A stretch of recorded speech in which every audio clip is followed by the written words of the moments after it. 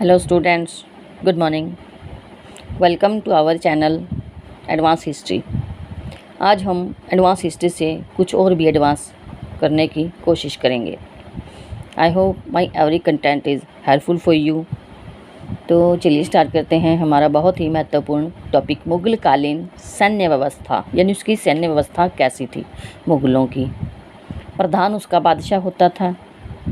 सम्राट की शक्ति का आधार थी, यानी उसकी शक्ति का आधार उसकी सेना की व्यवस्था थी। ओके, बाबर और हुमायूं की सेना व्यवस्था कोई नहीं थी, उन्होंने सिर्फ ऐसे ही काम चलाया, थोड़ी बहुत व्यवस्था करके। अकबर द्वारा अपनाई गई सेना व्यवस्था का मनसबदारी प्रथा थी। तो मनसब क्या था? एक मनसब एक पद था, ओहदा था, जिसकी नियुक्ति सम्राट द्वारा की जाती थी। इस पद या ओहदे को सम्राट द्वारा नियुक्ति की जाती थी, जो मनसब था। मंगोलों की पद्धति दशमलव पद्धति पर आधारित थी, यह मनसब मंगोलों की। ओके, यह व्यवस्था कहाँ से आई थी? अब्बास सईद की प्रेरणा से शुरू की गई थी और चंगेज़ खां और तैमूर द्वारा अपनाई गई व्यवस्था थी ये मनसबदारी प्रथा। सेवाओं के आधार पर दिया जाता था ये मनसब पद। ओके, बाबर के समय में मनसबदारी पदावली का उपयोग नहीं होता था और इसके स्थान पर वजहदार था। वजहदार ये था बाबर के समय वजहदार का उपयोग होता था। पहले ये तो मनसबदारी थी, लेकिन इसके बाबर के समय में वजहदार का प्रयोग होता था। ओके, पद उसका वंशानुगत नहीं था, यानी मनसब का कोई भी ऐसा पद जो कि वंशानुगत हो, वंशानुगत पद उसका नहीं था। अकबर के समय 33 ओहदे या पद थे, जो अकबर के समय थे। टोटल 33 ओहदे थे, ओहदे हैं या पद हैं। सबसे छोटा मनसबदार 10 घोड़ों का मालिक था, सबसे छोटा। और सबसे बड़ा मनसब 10,000 घुड़सवारों का मालिक था, यानी सबसे छोटा तो 10 और सबसे बड़ा 10,000। 5,000 से ऊपर के मनसब को शाही परिवार के सदस्यों को या अति विश्वसनीय व्यक्तियों को दिया गया पद था ये। और मनसबदारी की सीमा 50,000 तक थी, इससे ऊपर नहीं थी। ओके, नगद वेतन जागीरों के रूप में दिया जाता था, या तो नगद दिया जाता था या वेतन जागीर के रूप में भी दिया जाता था राजा के द्वारा। जहांगीर और शाहजहां 8,000 तक मनसबदारी मिल सकती थी सरदारों को, जहांगीर और शाहजहां के समय में। 10 से 500 तक मनसबदार कहलाते थे। 500 से 250 तक अमीर हो जाते थे, यानी अमीर कहलाते थे। और 250 से ऊपर वाले जितने भी थे अमीर उम्द मनसबदार कहलाते थे। ओके, तो मुग़ल कालीन सूबे प्रांतों की संख्या अकबर के समय 15 थी। शुरू में तो ये 12 थी, शुरू में ये 12 थी +3, और बाद में कुछ समय बाद इसने 15 कर दी थी, यानी इसके जो पिता से उससे मिली थी वो 12 मिली थी, इन्होंने 12 बनाए थे और उसके बाद ये 3 प्लस कर देते हैं। बरार, खानदेश और अहमदनगर, ये 3 इनको ऐड किए, नए प्रांत थे ये, बरार, खानदेश और अहमदनगर। जहांगीर के समय सूबों की संख्या 15 थी, जो ये थे उस ऐसे के ऐसे ही इसने रखे। और शाहजहां के समय 18 हो गई, यानी इसने भी 3 प्लस कर दिए इसके अंदर। कश्मीर, ठट्टा, उड़ीसा, ये नए प्रांत थे जो शाहजहां ने जोड़े थे इसके अंदर। और नेक्स्ट आता है औरंगजेब। औरंगजेब के 20 या 21 थे, सबसे ज़्यादा औरंगजेब के थे, और 18 तो इसके थे शाहजहां के। उसके अंदर 2 और ऐड करता है ये इसका बेटा, बीजापुर और गोलकोंडा को मिलाकर। नगर प्रशासन कोतवाल सम्राट, कोतवाल था नगर का प्रशासन अधिकारी, और उसके बाद ये सम्राट था, यानी सम्राट इसकी नियुक्ति करता था, सम्राट के द्वारा इसको नियुक्त किया जाता था।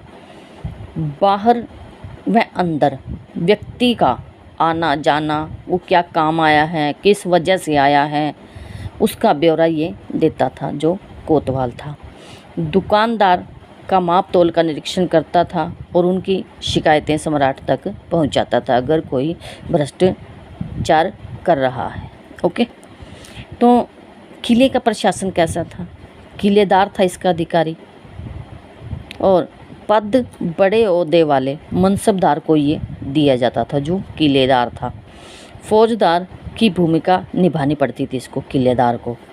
बंदरगाह प्रशासन कैसा था?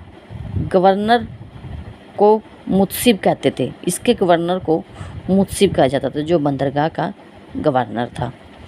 नियुक्ति सम्राट द्वारा की जाती थी मुत्सिब की, ये एक पद था और नीलामी होती थी इस पद की, यानी से व्यापारियों में सबसे अधिक बोली लगाने वाले से कर वसूल किया जाता था। ओके, व्यापारियों से कर वसूल किया जाता था और सबसे अधिक बोली लगाने वाले को ये पद दिया जाता था सम्राट द्वारा। शाह बंदर मुत्सिद का मताहत था, यानी शाह बंदर वो था, एक ओहदा था जो उसके ऊपर रहता था और मुख्य रूप से सीमा शुल्क कार्यालय की देखरेख करता था जो शाह बंदर था। जहांगीर था 2 अस्पा और सिंह अस्पा जिसने ये पद बनाए। 10 वर्ष में यह पद महाबत खां को मिला था। यदि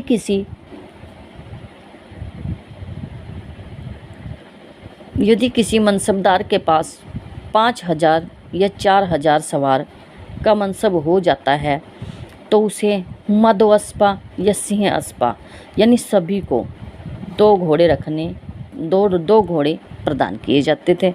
और मनसबदारों के रूप में कार्य कर रहे व्यक्तियों के पुत्रों और नज़दीकी रिश्तेदारों को खानजादा कहा जाता था, जो इनके रिश्तेदार थे या पुत्र थे या औलाद थी। ओके, तो अपनी सेना का नियमित परीक्षण करवाना और शारीरिक सत्यापन देना इनका कार्य था।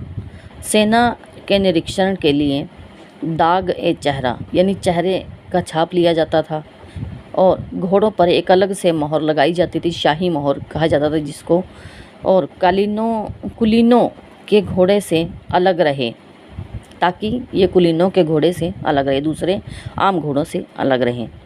अकबर के शासनकाल में अकेला कुलीन राजा मानसिंह था जिसे 7000 जात का मनसब दे रखा था अकबर ने। सम्राट के मवेशियों के लिए खुराक दवाब, जो सम्राट के मवेशी थे, पशु थे, उसके खुराक दवाब नामक कटौती की जाती थी। कुलीनों की मृत्यु के बाद सम्राट उनकी संपदा को अधिकृत, यानी सम्राट उनकी संपदा को अपने अधिकार में ले लेता। मुगलों के पास कोई अपनी जल सेना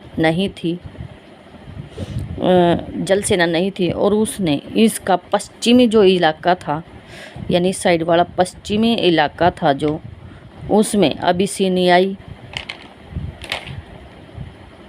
अबिसीनिया, जंजीरा और सिद्धियों को सौंप रखा था। अपना जो जल का इनका कारोबार था, मुगलों का जल का कारोबार अबिसीनियाई, जंजीरा और सिद्धियों को इन्होंने सौंप रखा था। और जो भी मतलब जल का कारोबार था उसके अध्यक्ष को क्या कहते थे?